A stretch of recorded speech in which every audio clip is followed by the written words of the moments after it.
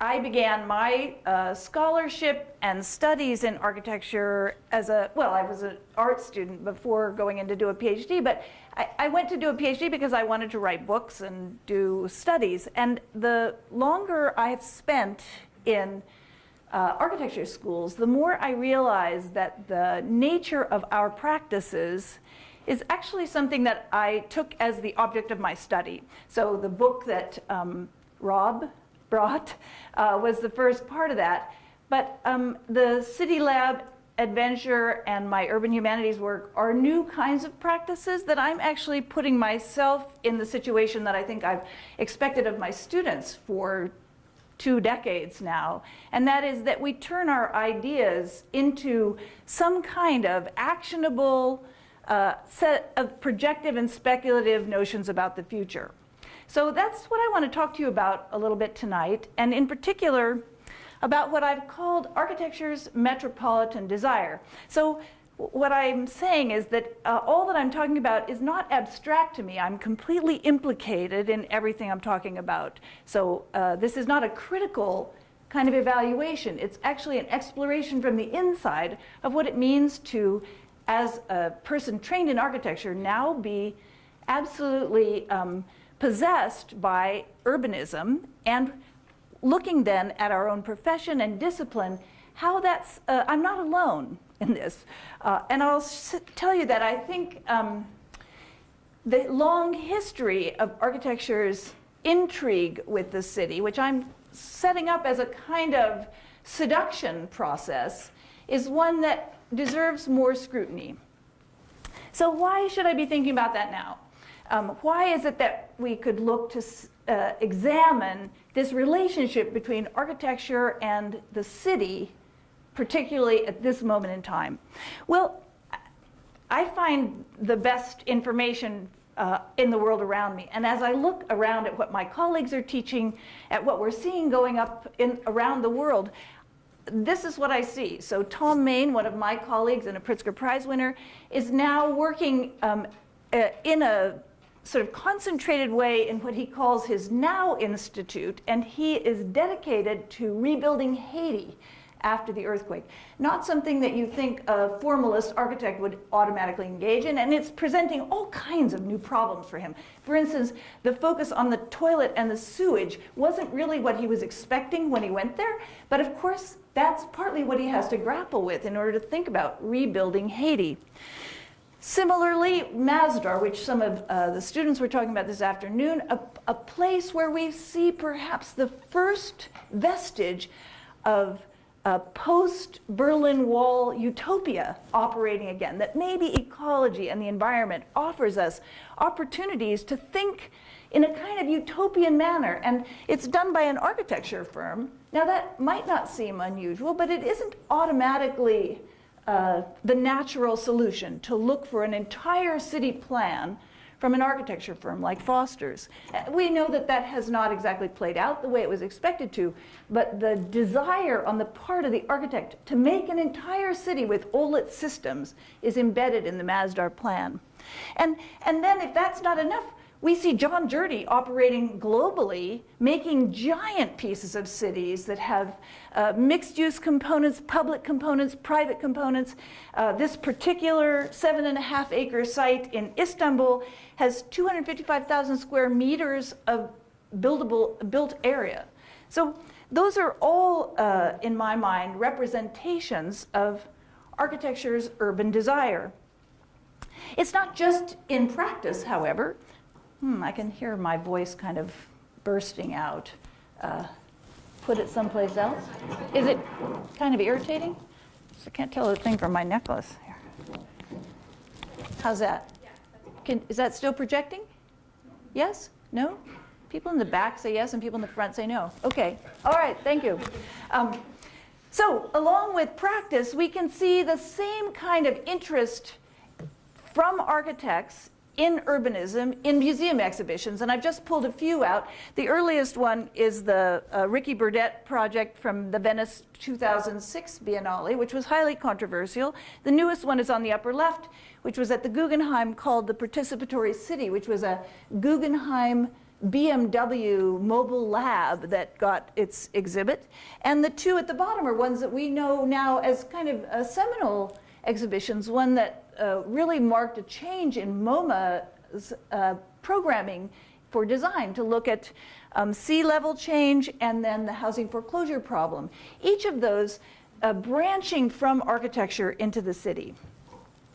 You can see I thought I had to convince you of the thing that I'm observing. So here's the third body of evidence, I would say, and that is the proliferation of texts about the city from architects. And I'm just using some of the ones from architecture schools. And there's my book that Linda was talking about, so I'm guilty as charged. But it moves from the LSE to Harvard to Princeton to UCLA to the Angevada, and that stretch could go on and on of architects rethinking their urban associations.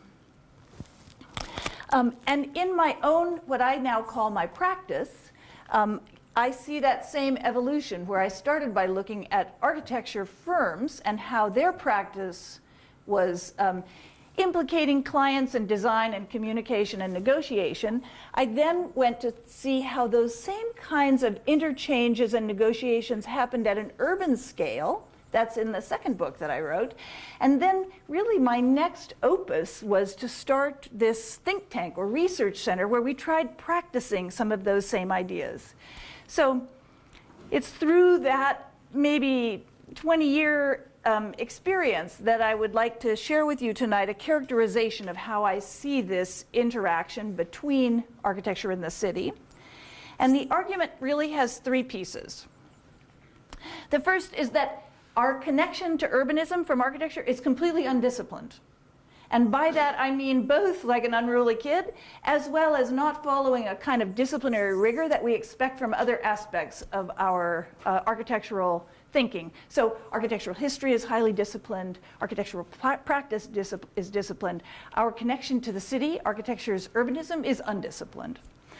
The second part of the argument really is that we falsely presume, and I also held this presumption until I started looking more closely, that it's just a continuum of scale. This is the spoons to cities argument that really came from modernism. If we can design a building, we can design a city. It's just a small piece of a city. It's all one scale from micro to macro. And the last part of the argument really then is if we examine the gap between architecture and our urban tasks or our urban interests, we can in fact invent new kinds of practices that will be more interesting, more creative, more productive for us as architects. So I should just say here, I'm not talking about urban planning. Urban planning is highly disciplined, has its own sets of methods and rigors, and really has very little connection to architecture. Whereas urban design, which is a term we almost never use anymore, I think it was Jerzy Zoltan who said, what would you think it was like to create a group of surgeons who never practiced surgery? Well, that's what teaching urban design is like. Because there's so few people who are actually employed as urban designers. And I think in some ways we've set that term aside.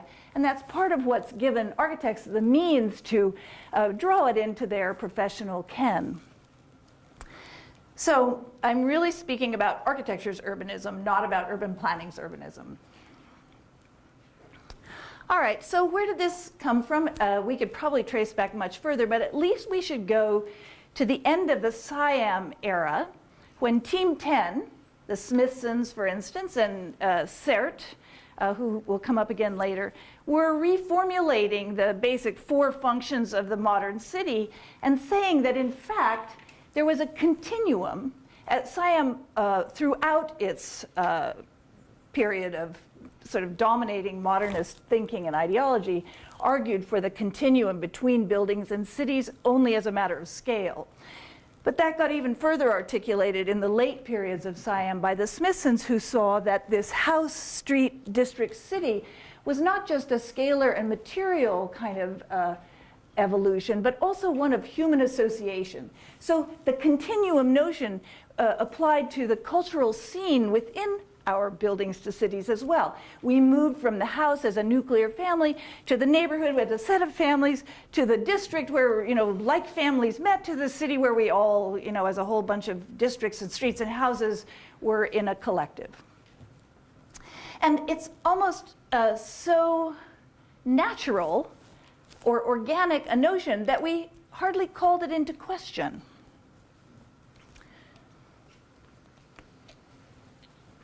I think, this is kind of the range of ways in which then architects have been engaged with that idea that from buildings to cities is just a matter of scale. From the highly conceptual to the absolutely designed. This is not planned, this lower city that's designed by Arup. It's actually a plan with buildings components in it. It's not a master plan. It's a master design, you might say. So if they can design the engineering for a building, they can design the engineering for the entire city. So I wanted to start characterizing this alternative to the gap between architecture in the city as something other than scale. And I realized that my own environment around me, and I think you may feel some affinity to my Los Angeles perceptions, because Tucson, like Los Angeles as a city in the Southwest region, isn't formulated like East Coast 19th century cities. We have a different pattern of land use and architecture in relationship to the city. And in Los Angeles, we have what Bob Somol has called architecture without urbanism. So this is the area in Los Angeles. We're always trying to find downtown. We're always trying to, if we can't find it, we'd like to make it. So the idea was that we would make it on Grand Avenue, which is strangely not actually near where the traditional downtown was, but where a new downtown might shape up. Only every time we add another piece to it, we just get more architecture and no more urbanism. And you see that in these kind of images. It's a fantastically curated set of cultural buildings with almost nothing in between. I mean, what's missing is what we would typically call the cosmopolitan glue. So if you think that architecture without urbanism might be what we have in Los Angeles, we could say that what Cerdà invented in Barcelona in the 1850s would be urbanism without architecture. Right? So the naturalness of these things coming together is what I'm trying to unpack in these two extremes. So Cerdà, who extended the medieval city into the Exemple through these incredible blocks that he designed, led to a kind of typology of the block, but without stating what the individual architectural pieces could be. And it's a kind of miraculous system in the city of Barcelona. Those of you who've been there know what I'm talking about, where you actually hardly notice the individual infill pieces of architecture in any of those blocks, but the city itself has this incredible material and physical presence, partly just by how you walk around the particular street patterns that Cerdà laid out. So this is what I would call urbanism without architecture. So I think to continue this idea of how to elaborate the gap between, or the relationship between architecture and the city, we could say that there's an entire wave of architectural efforts at urbanism that you could call architecture's urbanism as form. And I'm not seeing these as historically sequential. I'm going to talk about three different ones. I'm going to focus on the last. But that they represent different trends within architecture of how to make a city from architectural components. So the City Beautiful movement was an obvious one at the turn of the century. Columbian Exposition in 1892 was a demonstration that if we could assemble the right architectural pieces, we could make an incredibly beautiful city. And that model, which happened in Chicago, was then transformed and taken into civic centers across the United States. We see the same urbanism, architecture's urbanism as form in the Columbia University plan. But it's not just in the City Beautiful movement we see that. I think that's also what Corb was doing in the Plan Voisin. It's what you might say Hilbersheimer was doing, which is to compose a whole with pieces that work together. Wow. Fine. We'll work with number 2. If that lasts, we're good. That sounded deadly. Okay, so I was saying that I think that modernism too composed a city out of its architectural elements. And we could think of any number of examples of architecture's urbanism as form coming from the modern period. And of course, the most recent version of that might be the new urbanists, where we see in a place like Seaside a neo-historical effort out of individual pieces to compose a whole. These houses, I smell something burning now. It's the bulb? Okay. Feels like it might be in my pocket. I've got so many microphones and things. If you see smoke, please warn me. The new urbanists are also working with the idea that form can comprise cities. Architectural form can comprise cities. All right, so if the first wave of how architecture attempts to seduce the city into its practices. The second would be to say that we think of it as concept. So the city has always provided architecture with a playground for expressing our most engaged ideas about politics, about society, about economy, about manufacturing, about fabrication. And we see the projects that mainly came from the 60s as the kind of examples of architecture's urbanism as concept. When we had a critique of existing circumstances, we played it out by virtue of conceptual urbanism. The continuous monument is a kind of sort of strapping of nature by architecture, not just of the existing city, but of, in some ways, the world. And New Babylon, where Constant worked for at least 20 years, was a way of restructuring the existing city according to new principles of play and freedom and infill and technology. There was a kind of gap or a lost in translation problem, I think, always with architecture's urbanism as concept. And Cedric Price is someone whose work we look at a lot, I think, now because of kind of parallels with some of the circumstances that we're interested in today in the city. The Fun Palace is an extremely seminal project, but when Price tried to play that out in real projects, it never lived up to the promise of the conceptual plan. So really, architecture's urbanism as concept was best as a kind of paper, text-like project rather than a built project. Maybe we'd say the same thing about a more recent project like Parc de la Villette, where Koolhaas's scheme for that big park is as important as Tschumi's scheme, both being more significant in some ways than the project itself, which is highly interesting, but has none of the conceptual weight and the sort of engagement with issues of the city that the original competition entries had. Okay, so those are interesting forms of urbanism for architecture, and at some point maybe I will unpack those, but tonight what I really want to talk about is architecture's urbanism as a project, which I think is distinct from both as form and as concept. And here we see two of the examples really from landscape urbanism, a sub-discipline of ours that really took the idea of urbanism and tried to discipline it really systematically as a landscape project, and had a fair amount of success, I would say, bringing together architecture, urban studies, and landscape to make infrastructural and big pieces of the city. That wasn't the first of architecture's project. This is one of my favorite lost in time projects. This happens to be Kikukake's life work. He was a metabolist, and in the Okinawa Expo built a floating city. Again, it probably has the same problem that I was talking about with concept projects, where as a concept it was actually quite strong, but he turned it into a project and built a concrete floating city that it was only recently towed to China, I think, and disassembled for parts. I don't know anyone who's ever seen that, so if there's anybody in the audience who went to Okinawa up until 2005, I think you could have seen this floating concrete city.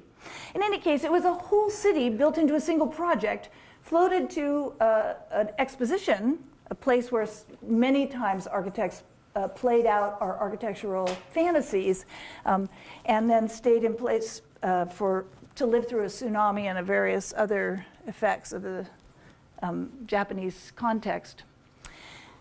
Another classic case of architecture's urbanism as a project would be OMA's attempts to discipline the city of Lille around the Eurolille project. It demonstrates how the city resists our strongest efforts, because I think you still see Lille as a kind of crazy agglomeration of infrastructure and undisciplined practices and the city itself. But Koolhaas curated a series of projects and had an overarching formal concept that was supposed to restructure Lille as the new center of the EU three-legged universe. I forget what the other two legs were. London was certainly one, and Lille was to be the third because of the high-speed rail connection. Again, in that kind of description I just gave, you can hear the utopian ideal that's embodied even in architecture's urbanism as a project, not as a whole city. And then we see real projects that are going up all across as kind of coherent pieces of cities all across the world. Usually these come from, and there will be more of these in the next decade, the economic restructuring that's happening in cities worldwide. So at Namba Parks, there had been a train station which was rerouted, and all of that acreage was turned into a multi-acre 8.3 acres. It's actually even smaller than the last Jerde project I showed you, right in the center of Osaka. And on the other hand, the kind of economic restructuring that's happening around old docklands and manufacturing areas of cities, now turning into finance centers and attracting global capital through a kind of architectural coherence. So there are these large structural changes that are pushing the architecture's urbanism as project in cases worldwide. In my attempt to keep trying to understand this phenomenon, these are just some of the trends, the contemporary trends, that have helped to shape a new version of architecture's urban project. Things that I think I don't need to even mention because we all use them as the kind of lingua franca of understanding our contemporary circumstance. I would just draw your attention to obviously the urban century, which started in 2008 when more than half the population has moved to cities. And so we find ourselves as architects pushed towards that as a kind of site. And what Ulrich Beck has called the cosmopolitan moment, which he suggests is a kind of a restructuring of our understanding of our relationships to one another through the pressurized cultures of congestion that this new urban century brings upon us. So I think it makes it for us as architects a magnet for trying to bring our design capabilities to these new conditions. Okay, so why doesn't it work? Why is it that we can't seem to get it quite right? When you look at that Hong Kong Finance Center, it feels as if it's uninhabited, and Namba Parks feels like it's just too large, and Eurolille isn't quite cohering the way it should. Okay, in this case I have 5 reasons that I would like to suggest, and we might have thought that it was just scale, but I think, and that's what Koolhaas said in his whole essay on bigness. He said, bigness brings about complexity, the regimes of complexity that makes architecture's intelligence reach its natural highest point for bringing all the different disciplines together who can solve such complex problems. I think that's a kind of arrogant aspiration rather than a reality, because I think instead of scale, we're actually dealing with monstrosities, which Catherine Ingram would say has to do with the kind of all too real pieces that are put together in strange ways. I think the Eurolille project was a perfect example of the city as a kind of monstrosity that's very difficult to rein in with design. especially with design as a project. So here's what I would call a couple of monsters. The Burj Khalifa we read about pretty regularly. I think this drawing shows you how it's an assembly of all the pieces of a city in the largest structure of the world.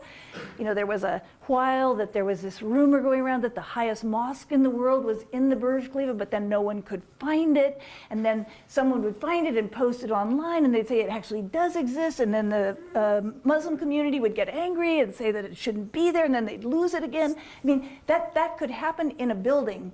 Is not architectural. That is much more like a kind of urban outgrowth. And now we know in the case of the Burj Khalifa that its financing actually depends upon the neighborhoods around it, because you can't fill it up fast enough to actually pay on the debt.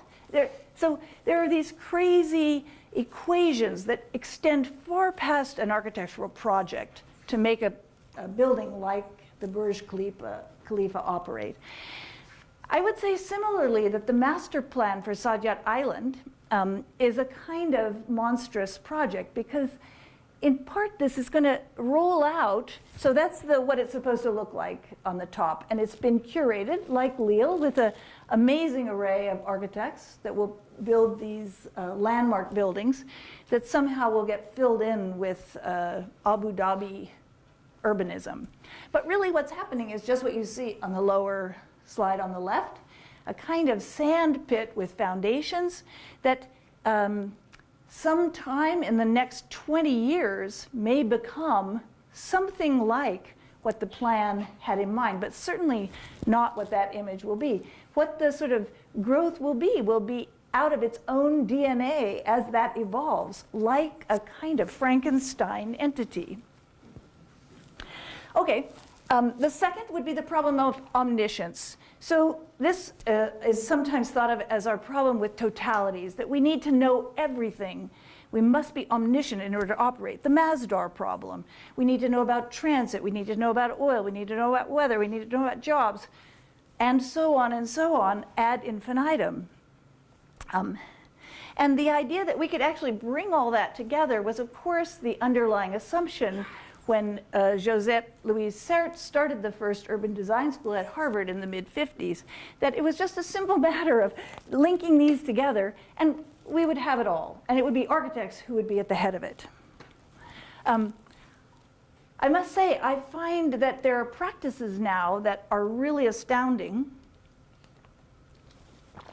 We don't bring them into our discourse in the discipline very frequently, but they are more and more dominating practice and the sort of billable profits of our profession, none more so than AECOM, which has 45,000 employees worldwide and is now designing basically Rwanda. And it's stepping in with architecture and with planning and development to do what somebody like the World Bank might have done 10 years ago, or Halliburton might be doing in Iraq today. But the idea that you could plan it all is embodied by this statement on their website, that it's going to develop solutions for fundamental deficiencies of infrastructure, economic prosperity, and legal rights that are common in Kigali. That is an amazing task for an architecture and engineering firm, right? Far beyond what we would think our skills to be, and likely to be condemned to fail. All right, a third problem is the problem of clairvoyance. This is sort of like, I couldn't decide if the right metaphor would be dog years. And so as people, we operate on one time period, and the world we would be designing in is operating in dog years. Or if it's more like a moonshot. And I think the moonshot might be a little bit better metaphor. So basically, if we had clairvoyance, we would be able to design cities much better, but we don't. So we say we're going to design the new Guggenheim in Abu Dhabi. We design it today, and we basically shoot it off. Send it to the sheikh.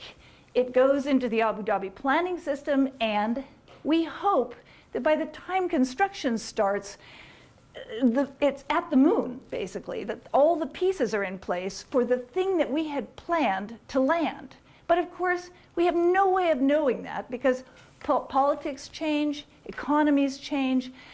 We know in the Middle East in particular that the shift from the Burj Khalifas had to borrow from Abu Dhabi in order to finish the project because the economies of oil had changed. And so the moonshot of that project launched but didn't hit the target. And that's inevitable in urban projects because there are so many ways in which we can't see into the future of the kinds of complexities that exist there. A project that I think tried its best to undertake that kind of clairvoyance might have been the Koolhaas Mao proposals for the Toronto Downsview Park, a scheme, again, that stands as a kind of seminal attempt to plan in a loose and unstructured way. So they laid out a very light infrastructure and had scenarios for different parts of the park to evolve over time, really accepting the idea that there were, that projects worked in dog years and cities worked in, sort of glacial times. Nonetheless, what happened in that particular case, for those of you who may be familiar with Toronto, was that none of this actually played out, and some other kind of scheme has come in to take over the Downsview Park project. So even our ability to try to adapt to that with large-scale projects. All right, maybe you're thinking there's no way out, but I'm going to show you some ways that we're trying to think about dealing with this. A fourth of these is the problem of invincibility. In other words, that power and politics are always standing in the way. I think Arindam Dutta's notions are perfectly characterizing this, that if we thought of our job as managing complexity, the city became the epistemological object par excellence, both abstract, as in the case of the concept projects, and yet a seething true laboratory where we see racial tension, economic equality, failing infrastructure, and political drama. And it's all of that seething real that makes our work so complicated when we take architecture into the city.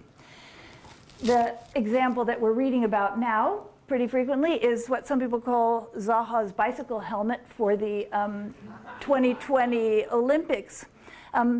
Regardless of what you think of the building, it was proposed, it was accepted by the architects, by the Olympic Committee, and by the Japanese government, at which point over 100 of the most famous architects and urbanists of Japan protested the scale of the building, not Zaha Hadid herself, but and now this government has said, oh yes, in fact, we now realize it's costing too much and it is a little too big, and that, quote, urban planning must meet the needs of the people.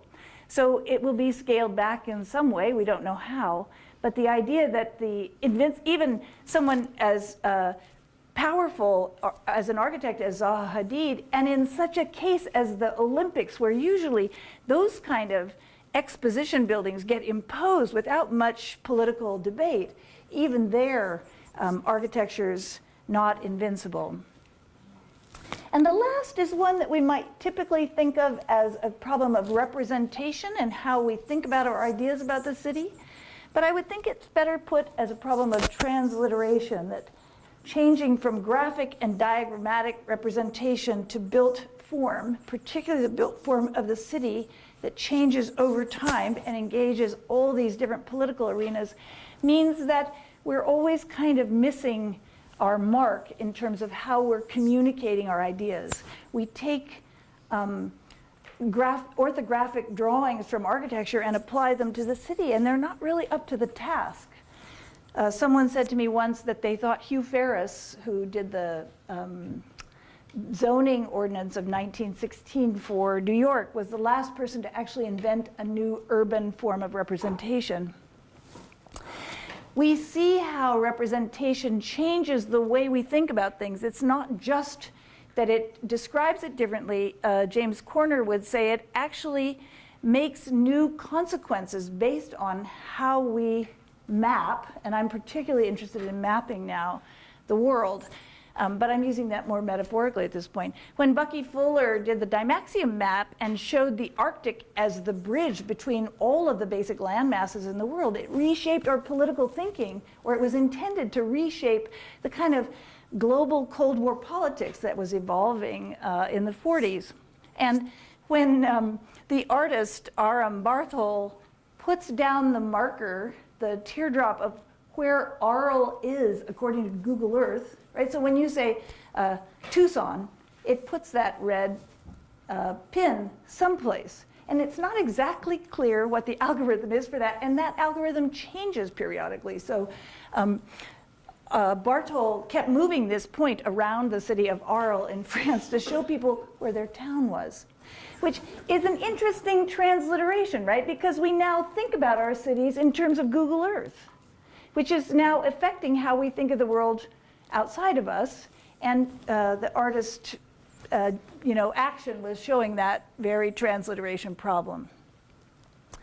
Okay, so now I just want to show you that I'm struggling with these same problems, and I'm trying to think through how we might bridge that gap in a different way. That if I've been successful in my argument of trying to characterize this gap more carefully, I should be able to demonstrate to you and convince you that new practices are helping think through how architecture's urbanism can be more creative and more effective. Because I actually think architects have a huge contribution to make to the city, and we've been missing the mark. And the way that I've been exploring that gap is through these two practices of my own. They're sort of nested. The first one is City Lab, which is the think tank that has these four basic initiatives built into it.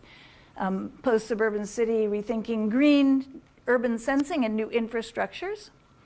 And in City Lab, which operates out of a university, so has its own kind of economic logics, we initiate all our own projects. It's not a community design center. It's something where we invent the projects, and then we seek funding to try to enact them. And each of the projects is intended to be a demonstration, not a solution. So we never compete with practitioners for projects. We try to create projects for practitioners. So I think of it kind of as a midfielder in a soccer game where you're actually making plays but not actually making the goals. So that's the way I imagine City Lab's role to be.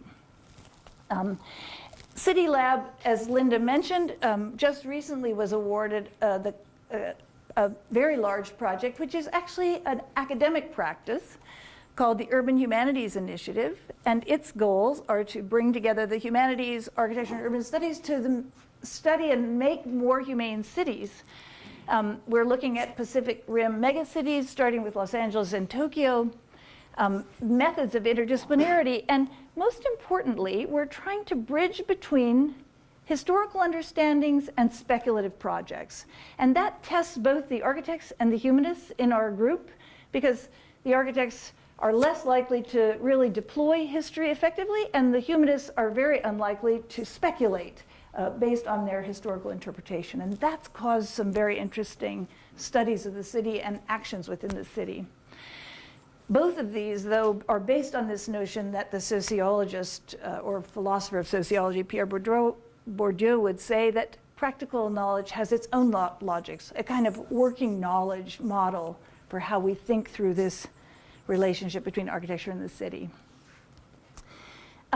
It started in a way when I tried my own monstrous effort, along with a number of other people, to make that same part of Los Angeles, Grand Avenue, into a new kind of downtown. And there was a competition in 2004, which was to make a connection, some kind of connective tissue between some of the landmarks. And working with this team of basic all-stars, we proposed to make something called the Downtown Green between the Disney Concert Hall, the Rafael Moneo Cathedral, and the historic City Hall. You can see that it was a kind of big project, a kind of trying to get the monstrosity of Los Angeles woven together. In a way, it was a brilliant scheme. I was doing the programming for it, actually, so it's easy for me to talk about the design in such a elevated way, because I thought it was a kind of genius. Of course, it wasn't chosen, because it went too far. It was probably as much concept as it was solution. And the scheme that got chosen, you see in the upper right, was basically a park where the park was going to be, and a shopping center where the shopping center was going to be. And our idea involved tearing down, as it turned out, a police station, which didn't go over that well with the city. So the idea of then how you would approach the city became all the more apparent to me, because I was working with the best architects I could imagine, and even we couldn't address a problem that really wasn't as large as Masdar or as complicated as Lille. It was just a few blocks, 4 lots actually, in downtown Los Angeles. Hence the birth of CityLab, and what my colleague and co-founder of CityLab, the architect and urban designer Roger Sherman, have entitled The Radical Increment, which is basically an anti-monstrous, anti-omniscient solution to city making by architects. And this is, the radical increment is the idea that you could make a very small scale architectural solution that would be an infill project, it would be prototypical, it would be catalytic, and it would be contingent. So we started looking at the 500,000 lots, single-family residential lots in Los Angeles that have backyards, and those backyards are underutilized land, and we could basically double the density of Los Angeles, have a huge effect on the city, if we could just propagate and proliferate a very tiny solution. We started studying that circumstance, what were the backyard types like? What were the economies of the individual households? Was this a neighborhood problem or a single-family lot problem? And just to demonstrate that even radical increments don't happen fast, I'm still working on this project. I think I'll be working on it when I die. This is the latest iteration, which is actually going to become part of an exhibition at either or both the Cooper Hewitt in New York and at the Hammer Museum in Los Angeles. It's a scheme that's been developed by Kevin Daly Architects for a cardboard expansible honeycomb system, lightweight, affordable, and expandable so that it could move into different conditions with a vacuum seal, and customizable by various types of backyards. So we're really looking at it as a radical increment by which more affordable housing could be made, a more sustainable city could be made, and it could be implemented in a step-by-step process so that it's actually controlled by neighborhoods who can decide how many are working in their particular community. Another kind of project that we've done, this one was for Westwood Village, the neighborhood that sits right outside the UCLA campus and is depressed economically, no rentals in their commercial spaces, a very dead zone for the last 10 years for a variety of reasons. And after a long study, we decided that there would be no way to be clairvoyant about a solution there, but we might be able to put in a sort of light, removable, inexpensive, buzz-generating tipping point kind of project, an inflatable, basically living room for the Westwood Village commercial area that would draw new attention to Westwood Village as a place to be on the weekends. It's a more complicated solution than this, but rather than going into that, I want to just show you other iterations of this sort of study of a whole neighborhood that needed revitalization, knowing that there would be huge political embroilment around this neighborhood, as there is in any kind of large-scale change. We needed an anti-invincible solution, and so we developed 2 proposals for the future that were absolutely radical. Neil Denari developed one that pushed all the traffic underground and turned it into a walking city. And Roger Sherman and Edward Chan, who was Frank Gehry's right-hand man, developed a cultural center. And out of that, we held a public debate which caused a lot of discussion and got the neighborhoods and political powers to sort of state what their interests were. And the upshot of it, which wasn't something that we were thinking, would happen was actually a pop-up village, which is not unlike the inflatable idea that the Hammer Museum, as one of our collaborators, instituted to temporarily take over Westwood Village as a site for the arts. And that is beginning to get traction. It operated for a month. And now we'll see what the next step of that process will be. Just to show you the range of things that CityLab works on, I would call this not an anti-scheme, but a proto-scheme, meaning it's kind of a first formation of what it might mean to embody time, or a kind of interactiveness rather than clairvoyance per se in the environment. This is a asteroid, an intelligent asteroid that might be thought of as a bus landscape element or a bus bench that we've designed with Jason Payne and with the computer software that all the UCLA buses have that tell you when they're coming and going. So it will illuminate with a lighting program that basically lets all the graduate students who live around this bus know when the bus is about to come and when it's just left.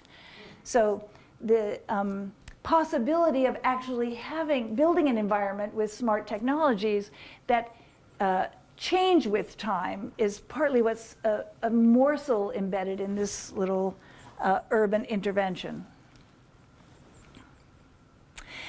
In the proto-category of dealing with architecture's urbanism, I think that the WPA 2.0 competition that Linda Samuels was so instrumental in effecting when she was working with us at CityLab was the sort of project that was trying to intervene at the largest scale as the government bailouts were happening and infrastructure was being funded. We kept arguing that really design needed to be a part of that.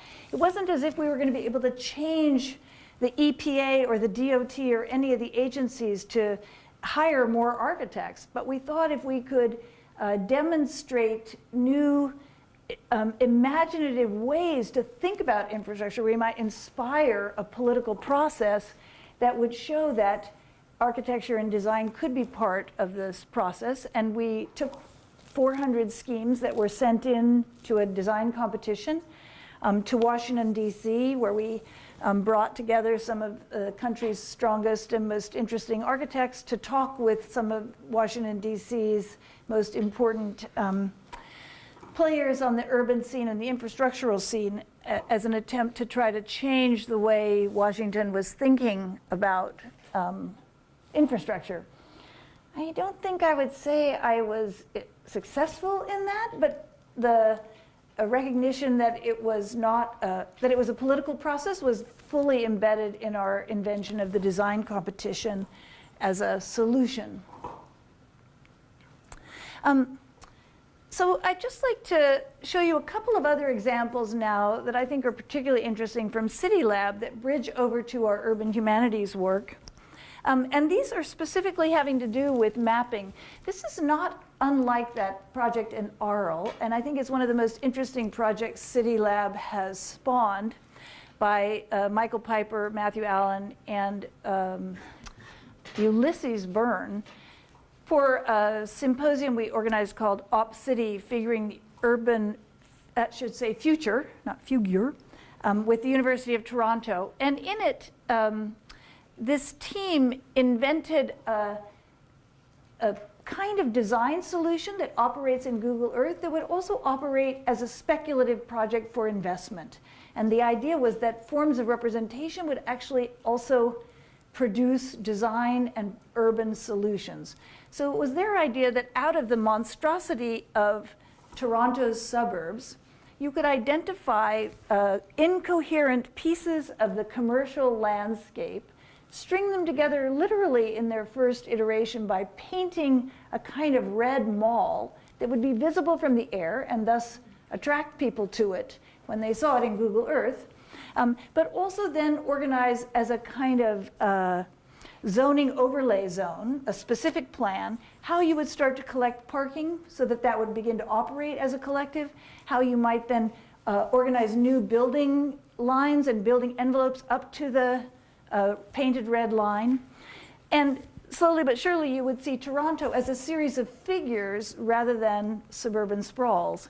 And now their scheme is getting more sophisticated and not just a matter of paint, but basically trying to identify ways in which a disorderly landscape could be, through representational and design means together, turned into an urban design project.